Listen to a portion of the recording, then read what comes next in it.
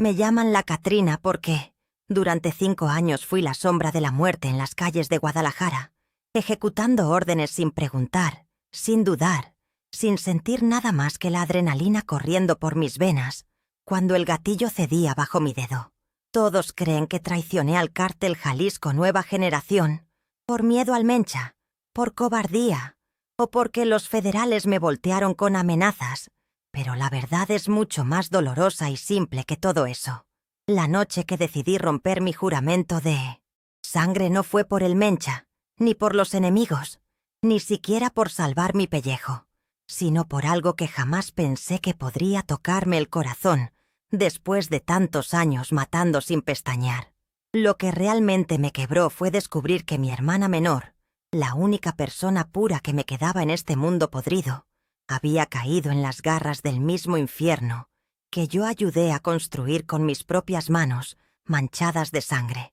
Esa madrugada, mientras la lluvia golpeaba los cristales de mi casa, segura en Tlaquepaque, entendí que había llegado el momento de elegir entre seguir siendo la Catrina, la ejecutora sin alma del cartel, o recuperar lo único que me quedaba de humano antes de que fuera demasiado tarde.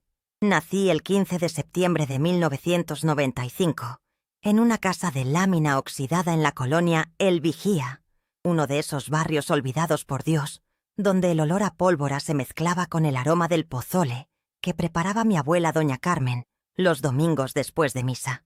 Mi nombre real es Patricia Hernández Morales, pero ese nombre murió hace tanto tiempo que ya ni siquiera suena familiar cuando alguien lo pronuncia.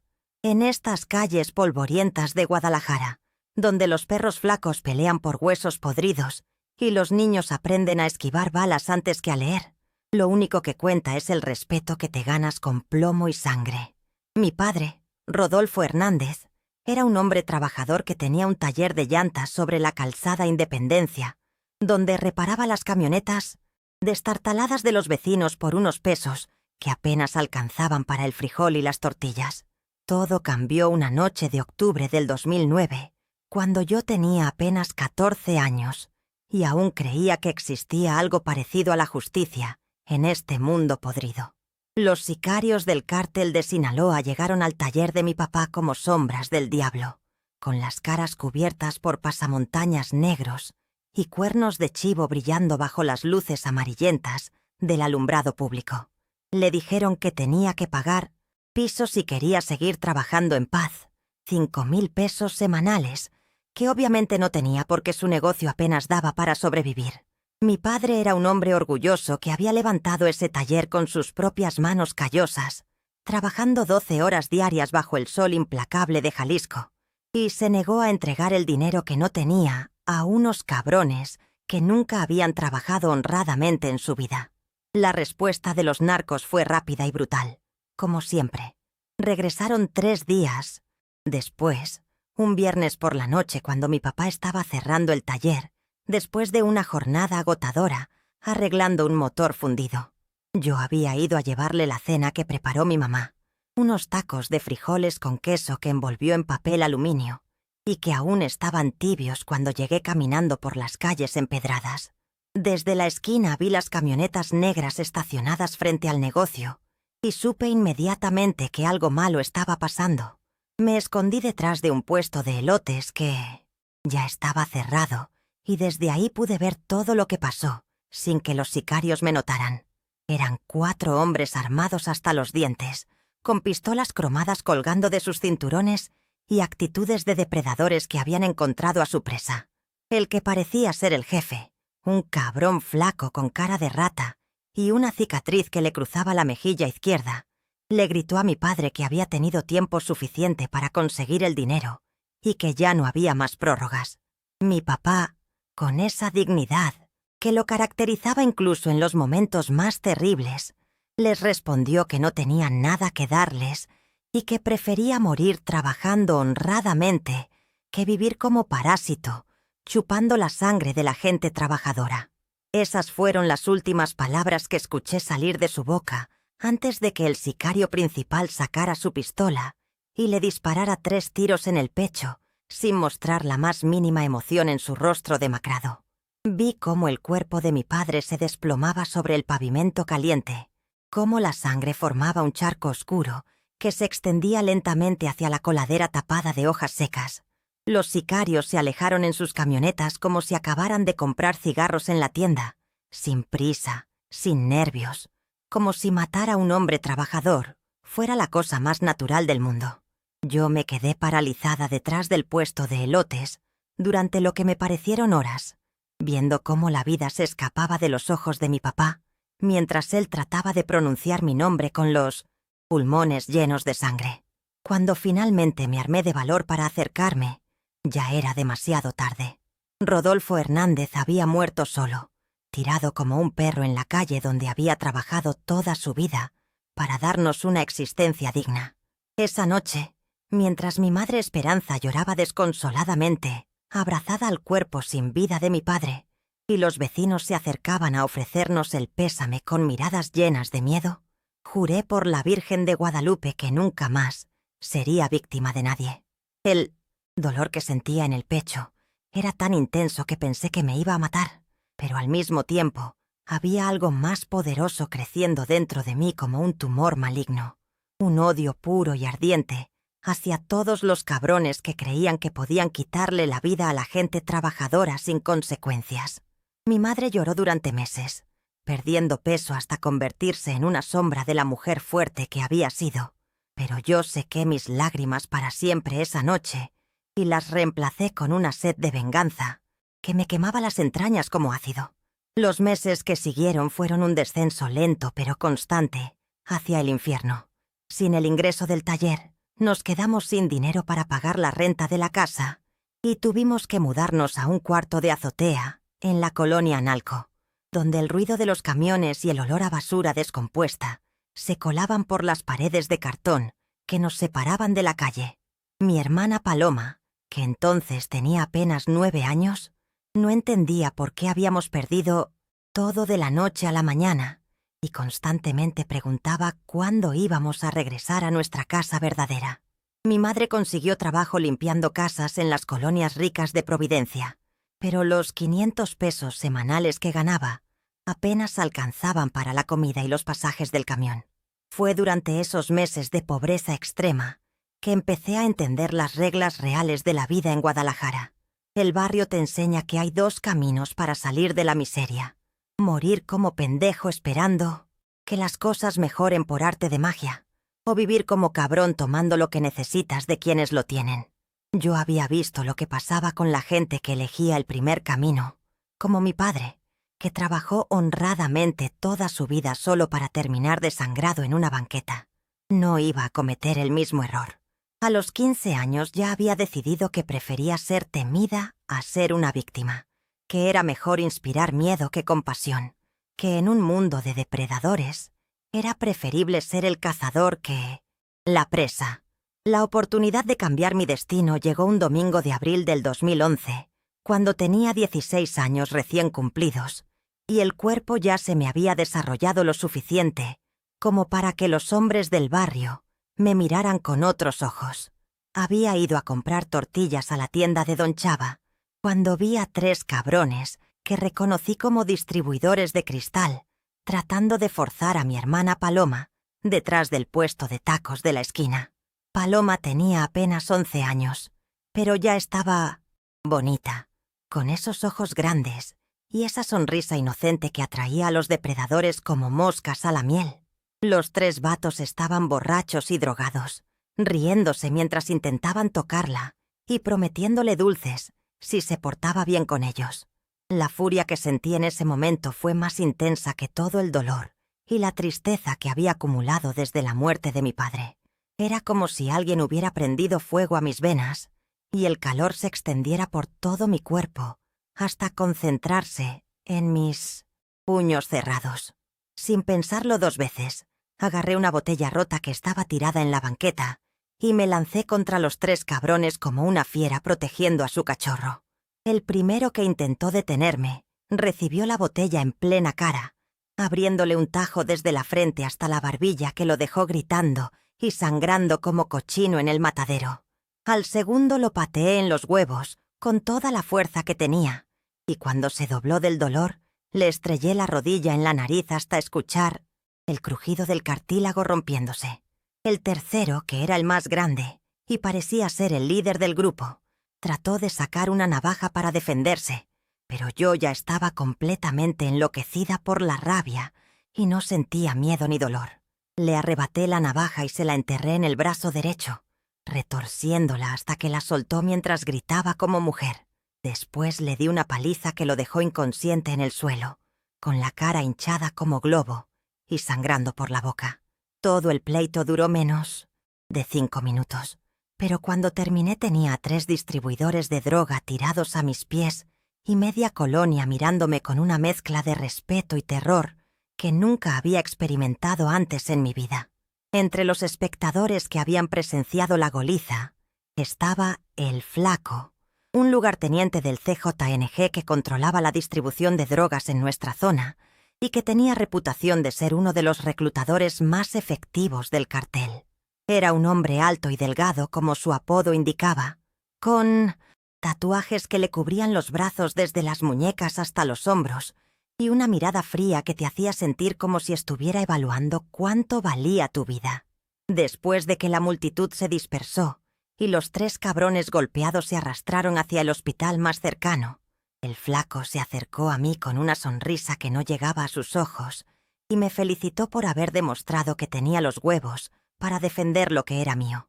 Me dijo que había visto pelear a muchos hombres en su vida, pero que pocas veces había presenciado la combinación de ferocidad y control que yo había mostrado durante la riña. Según él, la mayoría de la gente pelea con miedo o con rabia ciega, pero yo había peleado con una furia fría y calculada que era mucho más peligrosa y efectiva. Me preguntó si me interesaba ganar dinero de verdad, el tipo de dinero que me permitiría sacar a mi familia de la miseria y vivir con la dignidad que nos merecíamos. Le respondí que estaba dispuesta a hacer lo que fuera necesario, siempre, y cuando no tuviera que ver con prostitución, porque eso estaba completamente fuera de discusión. El Flaco se rió de mi respuesta y me explicó que él no manejaba ese tipo de negocio, que su organización se dedicaba a actividades mucho más serias y lucrativas que requerían gente con talento especial para resolver problemas. Me ofreció trabajo como halcón, vigilando las esquinas calientes del barrio y reportando cualquier movimiento sospechoso de policías, militares o miembros de carteles rivales. El pago era de 2.000 pesos semanales para empezar, más bonos por información valiosa, una cantidad que representaba 4 veces lo que ganaba mi madre limpiando casas de ricos. Acepté inmediatamente, sin hacer preguntas sobre los riesgos o las consecuencias, porque sabía que era mi oportunidad de cambiar el destino de mi familia. Mi primer día como halcón fue un martes de mayo, estacionada en la esquina de la avenida Federalismo con López Mateos, fingiendo que vendía chicles y cigarros, sueltos mientras observaba todo lo que pasaba en un radio de 2 cuadras. El trabajo era más complejo de lo que parecía, porque tenía que memorizar caras, placas de carros, horarios de patrullaje y cualquier patrón que pudiera indicar vigilancia oficial o infiltración enemiga. También tenía que identificar a los clientes potenciales sin confundirlos con policías encubiertos, una equivocación que podía costarle la libertad o la vida a toda la célula. Durante las primeras semanas me sentí como una espía en una película de acción, con la adrenalina corriendo por mis venas cada vez que veía una patrulla acercándose o identificaba a alguien que parecía estar vigilando nuestras operaciones. El dinero llegaba puntualmente cada viernes, y por primera vez en meses pude llevar comida decente a mi casa y ver una sonrisa en el rostro demacrado de mi madre. Paloma volvió a la escuela con útiles nuevos y uniforme limpio, y yo me sentía orgullosa de haber encontrado una manera de sacar a mi familia del hoyo donde habíamos caído después de la muerte de mi papá. Pero el orgullo duró poco, porque pronto descubrí que ser halcón era solo el primer escalón de una escalera que llevaba a lugares mucho más oscuros. El Flaco empezó a darme tareas adicionales que requerían más compromiso y valor. Recoger paquetes en ubicaciones específicas, entregar mensajes a personas que vivían en colonias controladas por otros carteles, acompañar a distribuidores durante entregas importantes para asegurarme de que no fueran robados o traicionados. Cada nueva responsabilidad venía acompañada de un aumento en el salario, pero también de mayor peligro y compromiso moral. La primera vez que tuve que acompañar a un distribuidor durante una entrega, me di cuenta de que ya no había marcha atrás en el camino que había elegido. El paquete contenía 2 kilos de cristal puro, que valían más dinero del que mi familia había visto en toda su vida, y mi trabajo era estar alerta por si aparecían problemas durante la transacción. El comprador era un cabrón nervioso que temblaba tanto que parecía que tenía Parkinson, y cuando sacó el dinero para pagar, pude ver que llevaba una pistola mal escondida bajo la chamarra. Le hice una seña al distribuidor para advertirle del peligro, pero él ya había notado el arma y estaba preparado para actuar. Lo que pasó después fue mi primera lección sobre la brutalidad real del negocio de las drogas. El distribuidor, que se llamaba El Chucky, y tenía fama de ser despiadado con los cabrones que trataban de estafarlo, sacó su propia pistola y le disparó al comprador en el estómago antes de que pudiera reaccionar. El tipo se desplomó gritando y suplicando que no lo matara, prometiendo que tenía más dinero escondido en su casa si le daban una oportunidad. El Chucky se acercó a él con la frialdad de un carnicero y le puso la pistola en la frente, diciéndole que los que trataban de robar al cartel no merecían segundas oportunidades.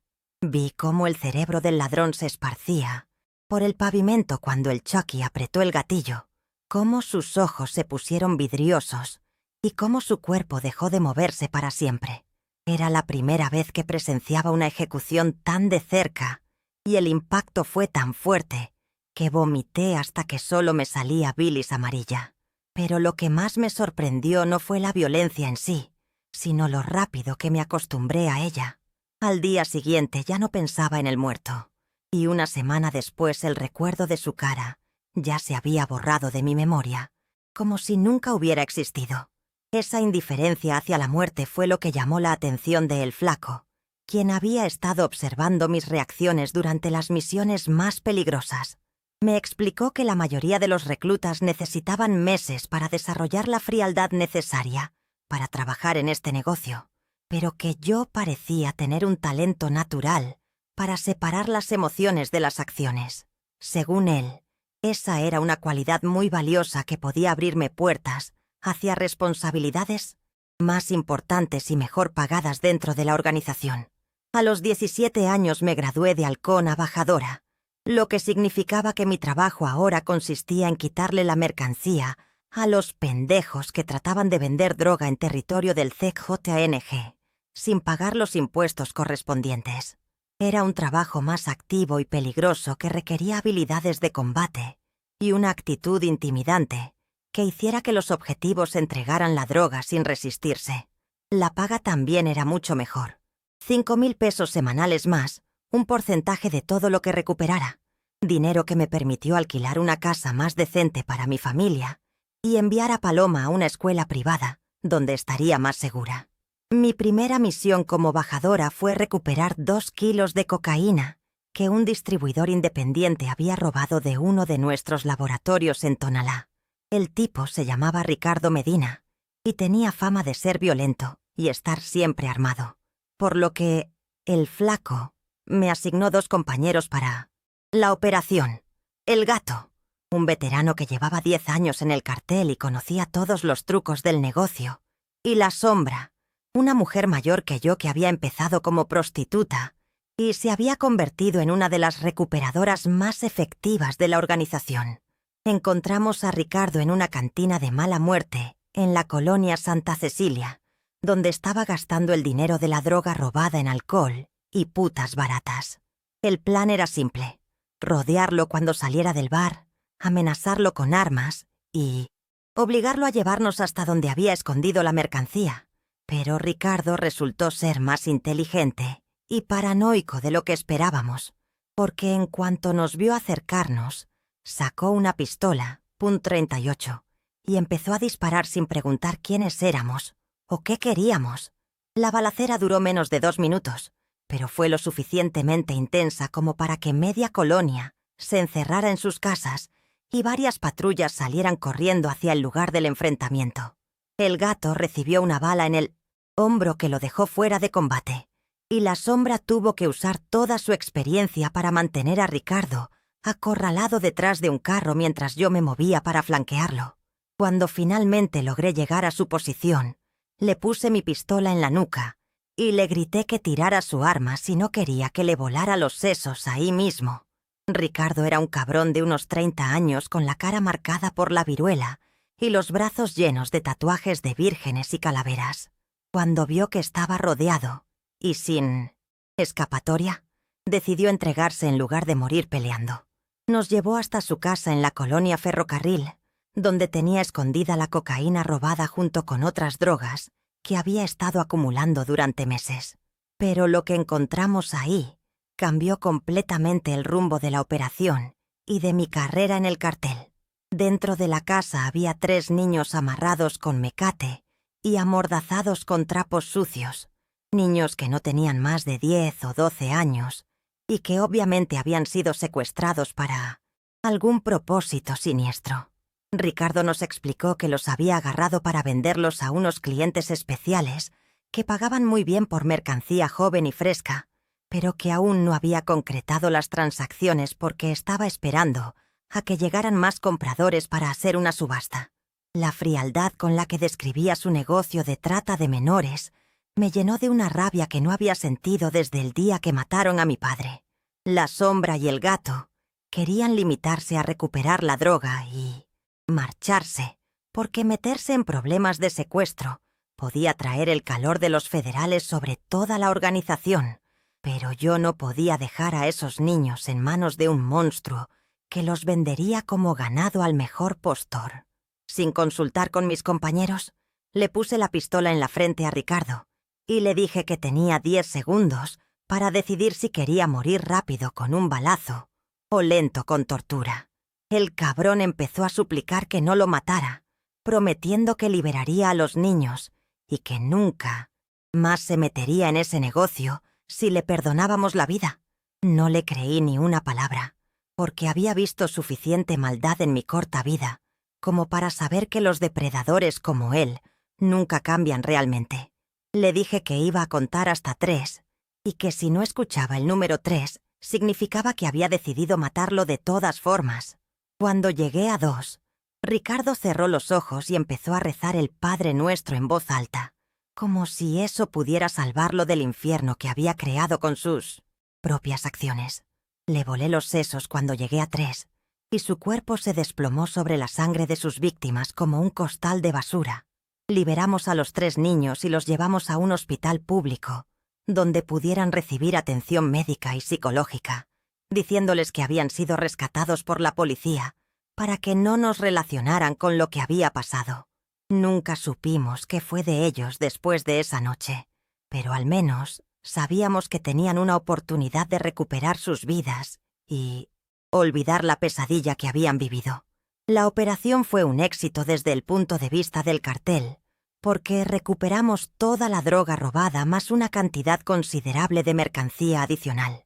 Pero para mí representó algo mucho más significativo: el momento en que me di cuenta de que podía usar mi posición en el crimen organizado para hacer algo parecido a la justicia. Esa noche, mientras contaba el dinero de mi comisión por la operación exitosa, entendí que el mundo no era simplemente una lucha entre buenos y malos, sino un lugar lleno de matices grises, donde incluso los criminales podían hacer cosas correctas ocasionalmente. Había matado a un hombre sin dudarlo, pero ese hombre era un monstruo que merecía morir por lo que les hacía a los niños inocentes. Era mi primera ejecución directa, y aunque sabía que cruzaba una línea de la que no habría regreso, también sabía que había hecho lo correcto, según mi propio código moral retorcido. El flaco se enteró de lo que había pasado en Mis Ciencianos, la casa de Ricardo, a través del reporte de la sombra, y en lugar de regañarme por haber actuado sin autorización, me felicitó por haber mostrado iniciativa y criterio moral bajo presión. Me explicó que el cartel necesitaba gente que pudiera tomar decisiones difíciles en situaciones complejas, y que mi actuación demostraba que tenía potencial para responsabilidades mucho mayores. Una semana después, me asignó a una nueva célula que se encargaba de operaciones más delicadas e importantes. Un ascenso que venía acompañado de un salario de 8.000 pesos semanales y acceso a armas de mejor calidad. Durante los siguientes 18 meses, trabajé como sicaria de nivel medio, eliminando objetivos específicos que representaban amenazas para las operaciones del ZNG en Jalisco. Mis víctimas incluían policías corruptos que habían dejado de cooperar con el cartel, distribuidores que habían traicionado la confianza de la organización, vendiendo información a los contras, y criminales, independientes que trataban de establecer sus propios territorios, sin pagar los impuestos correspondientes.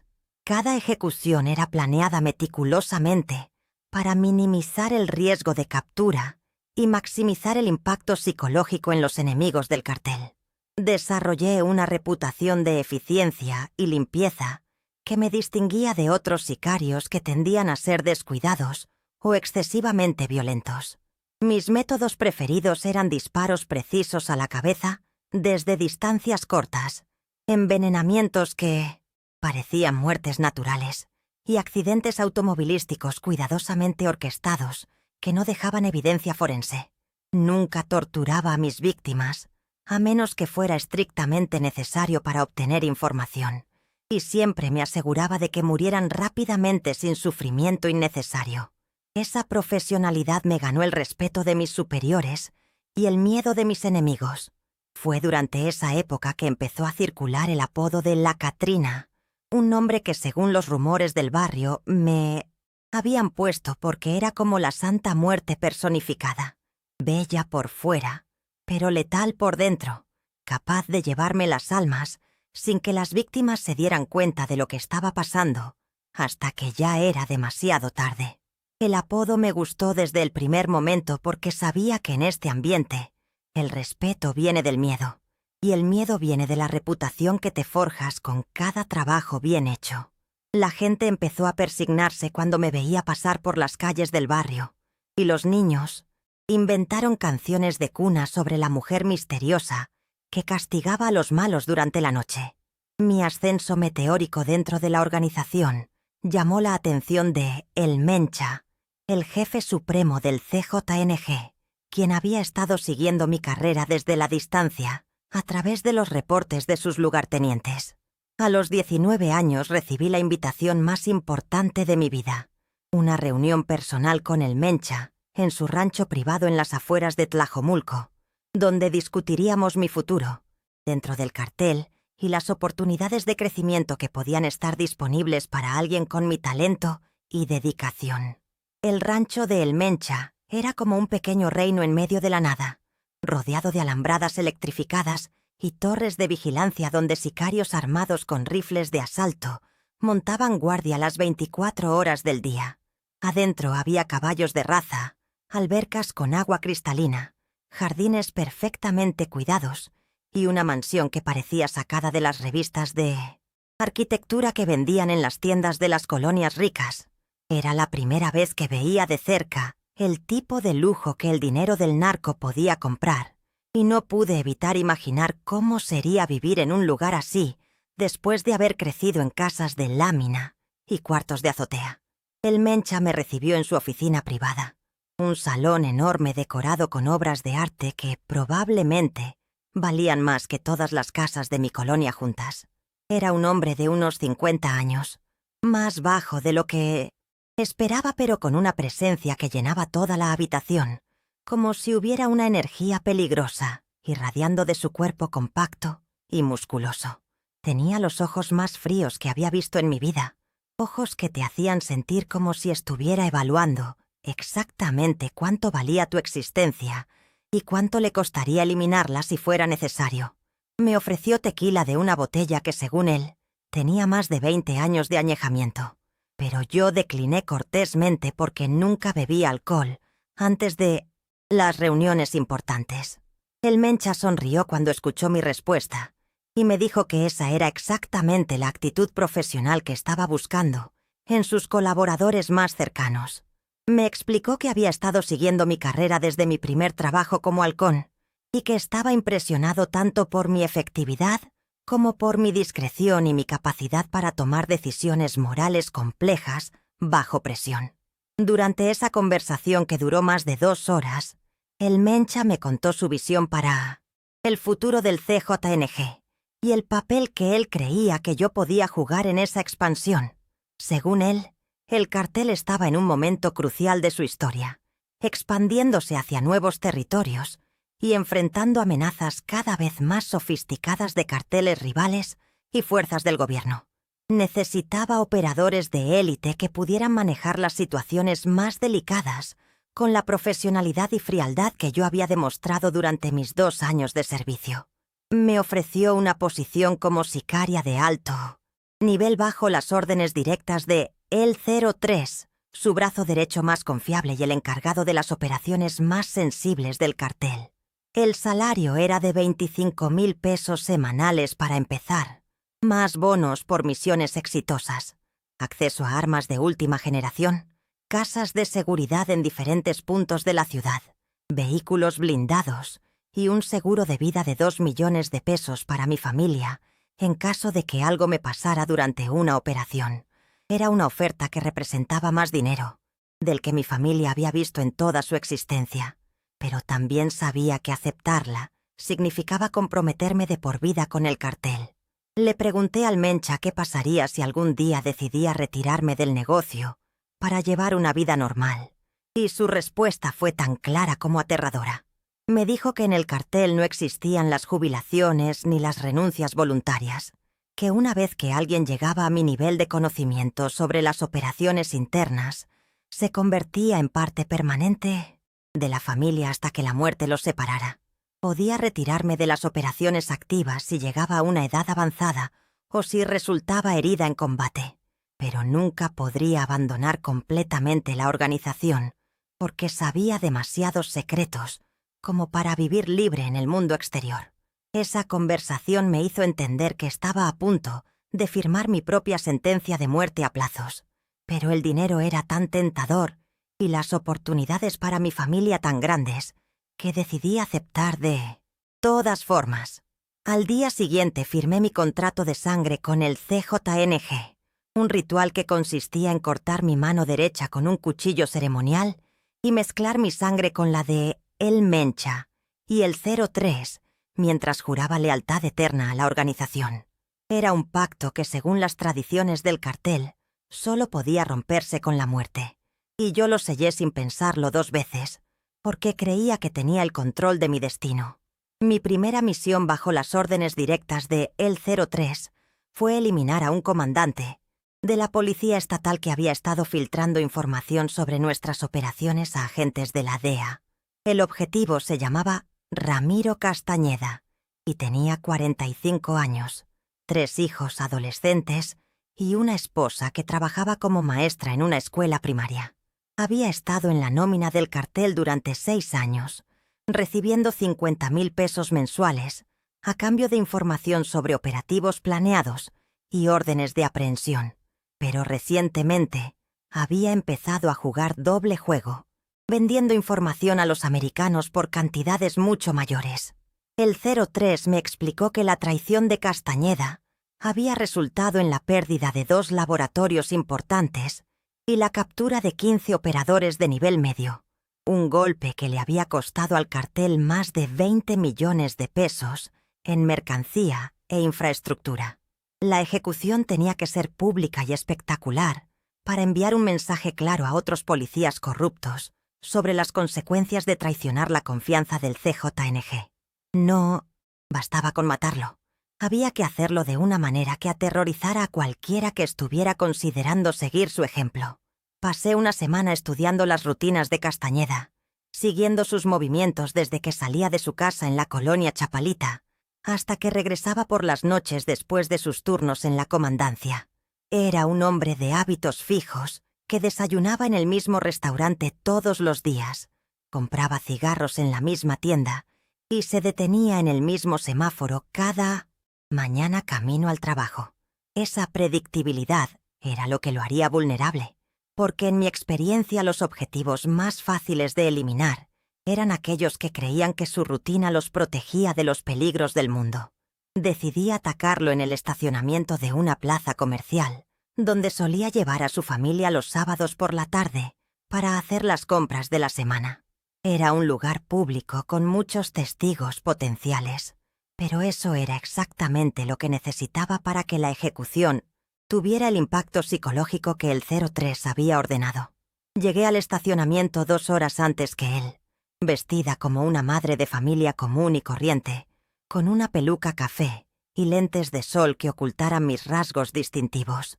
Cuando Castañeda llegó con su esposa y sus hijos, estacionó su camioneta en el mismo lugar donde siempre lo hacía, cerca de la entrada principal del centro comercial, donde las cámaras de seguridad tenían mejor ángulo.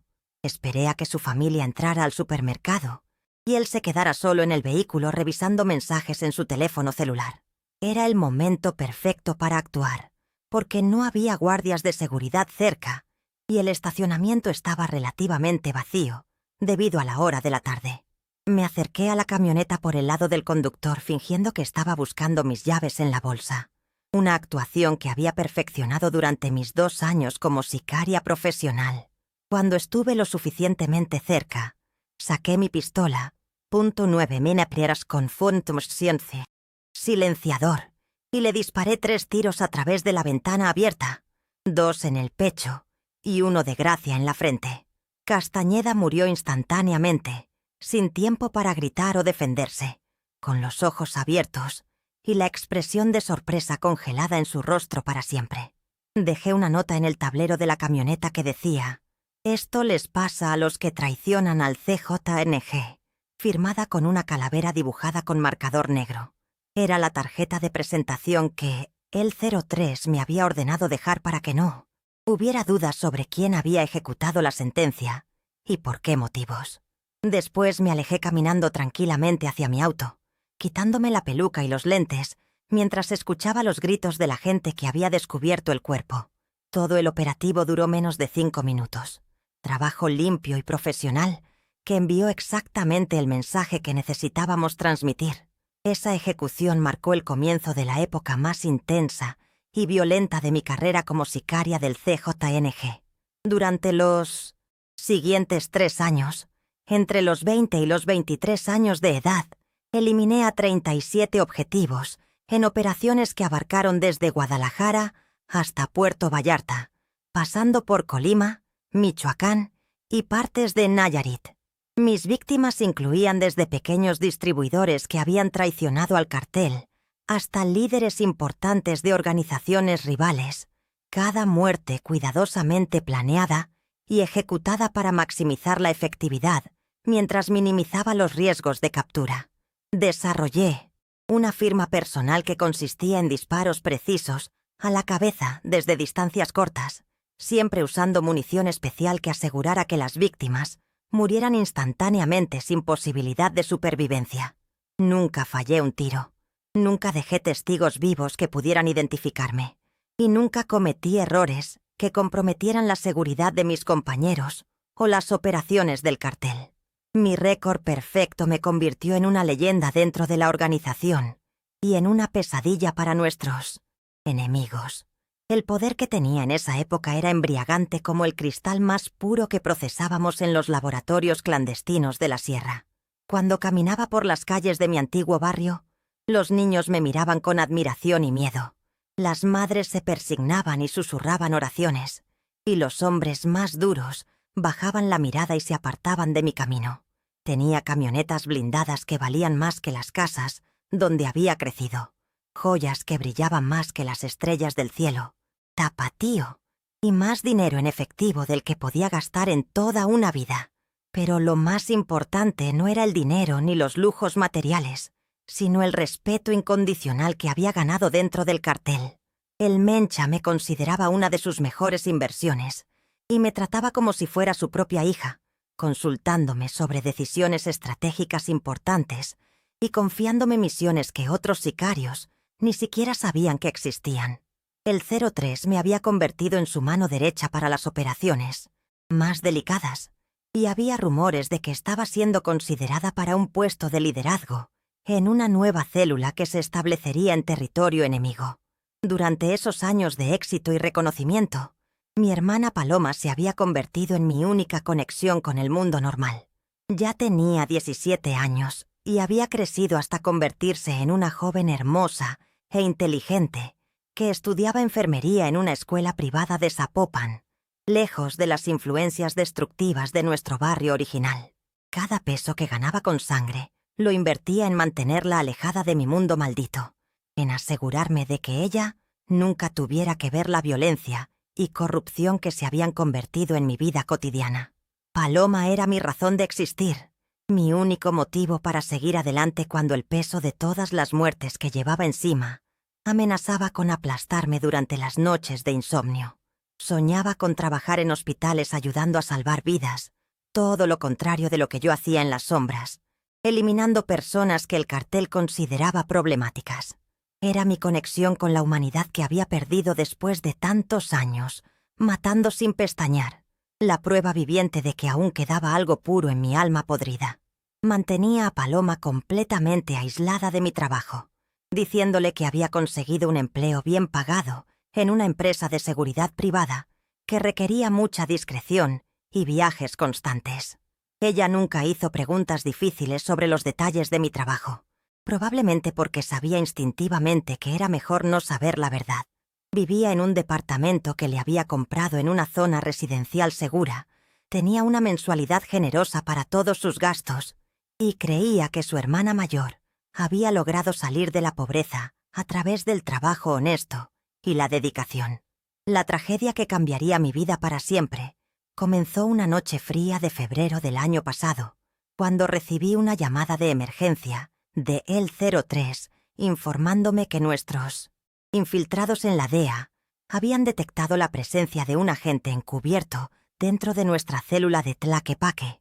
El infiltrado era un gringo que se hacía pasar por distribuidor de armas y que había ganado la confianza de algunos de nuestros lugartenientes más importantes durante los últimos 6 meses, alimentándolos con información falsa, mientras recopilaba datos valiosos sobre nuestras rutas de distribución y métodos de lavado de dinero. La situación era extremadamente delicada, porque el agente había logrado infiltrarse tan profundamente en la organización que tenía acceso a información que podía comprometer operaciones en múltiples estados. El 03 me explicó que había evidencia de que el infiltrado había estado transmitiendo datos a sus superiores en tiempo real, lo que significaba que las autoridades americanas probablemente ya tenían suficiente información para lanzar operativos coordinados contra nuestras principales fuentes de ingresos.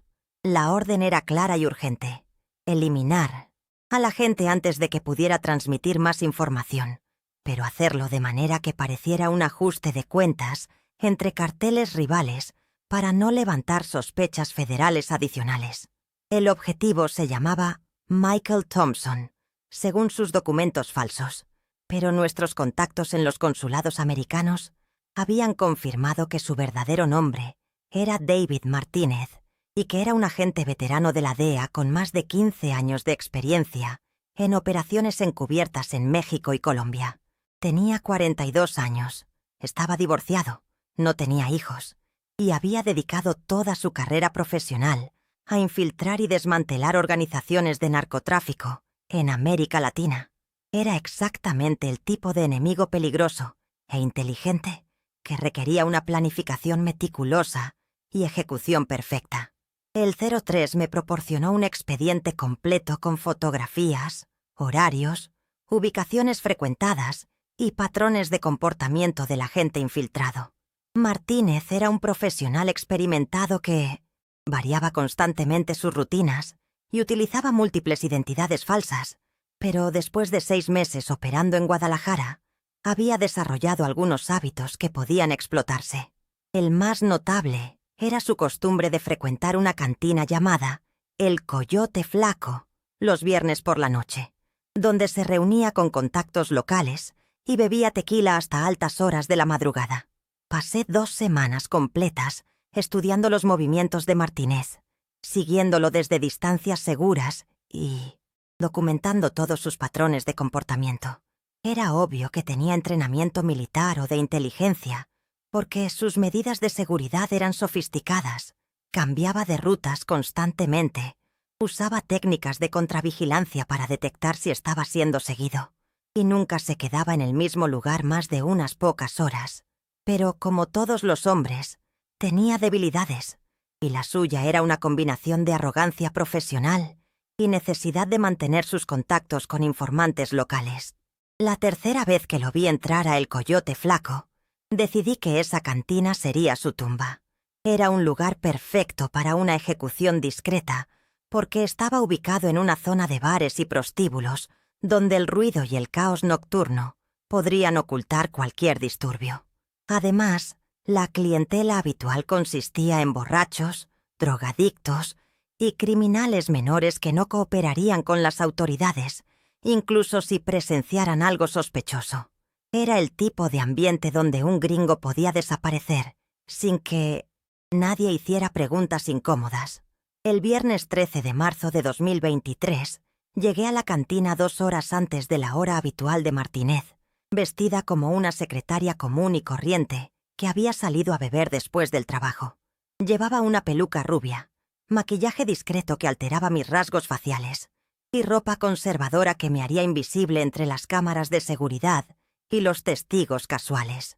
Mi plan era simple pero efectivo: esperar a que Martínez se emborrachara lo suficiente, seguirlo al baño cuando fuera solo y eliminarlo con una inyección de aire directo al corazón, un método silencioso que simularía un infarto natural y no dejaría evidencia balística.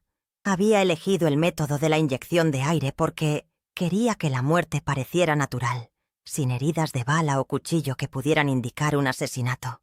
El aire inyectado directamente en el torrente sanguíneo causa una embolia que detiene el corazón en cuestión de segundos, y a menos que hagan una autopsia muy detallada, los médicos forenses generalmente asumen que fue un ataque cardíaco causado por el estrés y el alcohol. Era el método perfecto para eliminar a un agente federal sin atraer la atención de las autoridades americanas. Todo salía según el plan, hasta que vi algo que me heló la sangre en las venas y me hizo cuestionar todo lo que creía saber sobre mi vida y mi familia.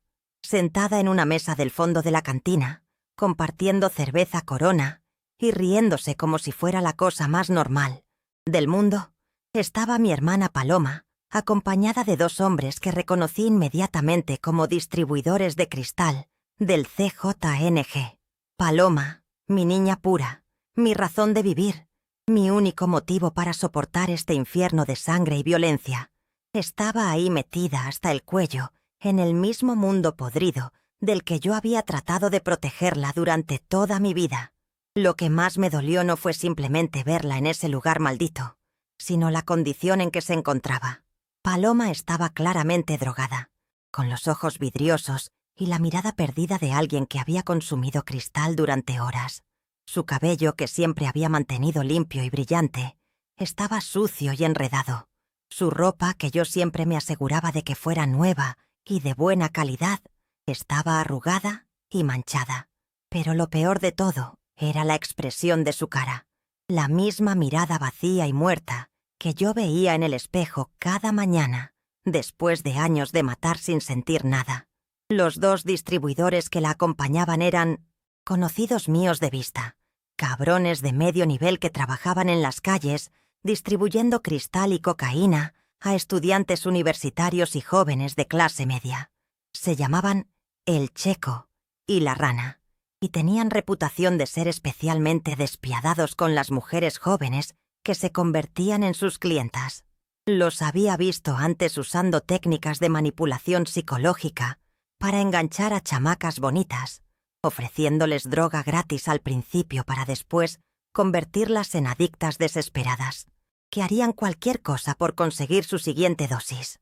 En ese momento se me olvidó por completo la misión, el agente de la DEA, el Mencha, el 03, el cartel, todo.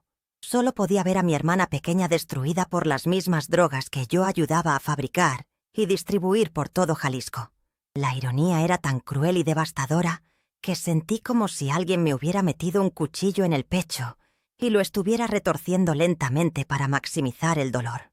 Todo el dinero que había ganado, matando gente, toda la sangre que había derramado para mantenerla alejada del vicio, toda la violencia que había ejercido para proteger su inocencia, todo había sido completamente inútil. El veneno había llegado hasta ella de todas formas, y yo había sido parte del sistema que la destruyó. Cada laboratorio que había protegido, cada ruta de distribución que había defendido, cada enemigo del cartel que había eliminado, había contribuido indirectamente a poner esa droga maldita en las venas de mi hermana. Era como descubrir que había estado alimentando al monstruo que se comería a la única persona que realmente amaba en este mundo podrido. No pude completar la misión esa noche. Salí de la cantina como zombi, con el alma partida en 1000 pedazos y la mente llena de preguntas que me atormentaban como demonios furiosos. ¿Cuánto tiempo llevaba Paloma consumiendo drogas? ¿Cómo había conseguido contacto con los distribuidores del cartel? ¿Por qué no había notado las señales de su adicción durante nuestras conversaciones telefónicas semanales? ¿Había estado mintiendo sobre sus estudios de enfermería? ¿Qué más me había ocultado durante todos estos años? Durante 3 días desaparecí completamente de todos los radares del cartel, refugiada en un motel de paso en las afueras de Chapala, tratando de procesar lo que había visto y decidir qué carajo iban a hacer con el resto de mi vida. El celular no paraba de sonar con llamadas de El 03, preguntando qué había pasado con el gringo. Pero yo no tenía fuerzas ni palabras para explicar que había fallado en mi primera misión por culpa de mis sentimientos. Por primera vez en años me sentía completamente perdida, sin rumbo, como si todo lo que había construido durante mi carrera criminal hubiera perdido sentido de la noche a la mañana. El tercer día de mi ausencia forzosa, reuní valor para llamar a Paloma y confrontarla sobre lo que había visto en la cantina. Cuando escuché su voz al teléfono, inmediatamente noté que estaba bajo los efectos de alguna sustancia. Hablaba lentamente, arrastraba las palabras y tenía esa risa nerviosa característica de la gente que está tratando de ocultar su estado de intoxicación. Le pregunté directamente si estaba consumiendo drogas y después de varios minutos de negativas y excusas patéticas, finalmente admitió que había probado algunas cosas en fiestas universitarias. Según su versión, todo había comenzado 6 meses atrás, cuando unos compañeros de la escuela de enfermería la invitaron a una fiesta donde había cristal de alta calidad. Al principio solo lo había probado por curiosidad, para sentir lo que experimentaban sus amigos, pero gradualmente había aumentado la frecuencia de consumo, hasta llegar al punto donde lo necesitaba para sentirse normal. Me aseguró que tenía todo bajo control, que no era adicta como los drogadictos de la calle y que podía dejarlo cuando quisiera. Eran exactamente las mentiras que todos los adictos se dicen a sí mismos para justificar su autodestrucción. Cuando le pregunté de dónde conseguía la droga, su silencio me confirmó mis peores sospechas. Después de mucha presión, admitió que había conocido a El Checo y la Rana a través de otros estudiantes, y que ellos le habían estado proporcionando cristal gratis a cambio de pequeños favores como llevar paquetes o pasar mensajes.